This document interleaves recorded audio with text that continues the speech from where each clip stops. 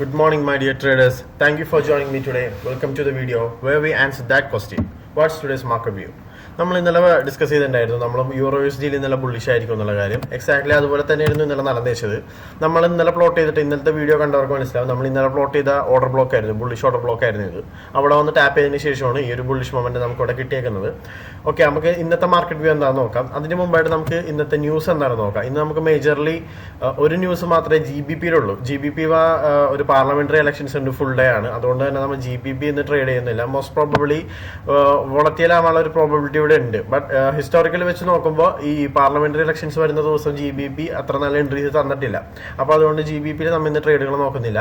പിന്നെ വരുന്നത് euro USD ഗോൾഡും ആണ്. നമുക്കറിയാം നമ്മൾ ഈ 3 പേഴ്സിലാണ് നമ്മൾ ഫോക്കസ് ചെയ്യുന്നത്. പിന്നെ ഇന്ന് USD ബാങ്ക് ഹോളിഡേ ആണ്. അതിന്റെ റീസൺ എന്താണെന്ന് അറിയാം. ഇന്ന് 4th of July ആണ്. 4th of July അമേരിക്കയ്ക്ക് സ്വാതന്ത്ര്യം, ഇൻഡിപെൻഡൻസ് കിട്ടിയ ദിവസം ആയതുകൊണ്ട് തന്നെ ഇന്ന് അവിടെ ബാങ്ക് ഹോളിഡേസ് ആണ്, പബ്ലിക് ഹോളിഡേ ആണ്.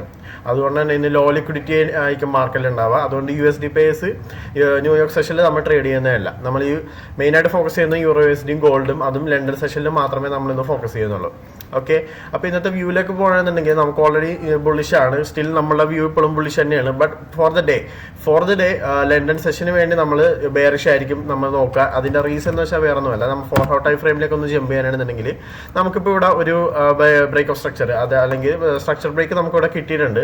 ആ സ്ട്രക്ചർ ബ്രേക്ക് കിട്ടിയതിന് ശേഷം ഞാൻ ഇനി അടുത്തതായിട്ട് ആൻറ്റിസിപ്പേറ്റ് ചെയ്യാൻ പോകുന്നത് ഈ ഒരു സ്വിങ്ങിന്റെ PD മെട്രിക്സ് അറിയാണ് ഞാൻ നോക്കുന്നത് മെയിനായിട്ട്. ഈ ഒരു സ്വിങ്ങിന്റെ PD മെട്രിക്സ് അറിയാ ഈ ഒരു ഡിസ്കൗണ്ടിലേക്ക് മാർക്കറ്റ് വരാൻ വേണ്ടിയാണ് ഞാൻ അടുത്തതായിട്ട് വെയിറ്റ് ചെയ്യുന്നത്. അപ്പോൾ ഇവിടുന്ന് ആയിരിക്കും ഞാൻ അടുത്തായിട്ട് ബൈസ് ചെയ്യാൻ യൂറോ USD നോക്കുക.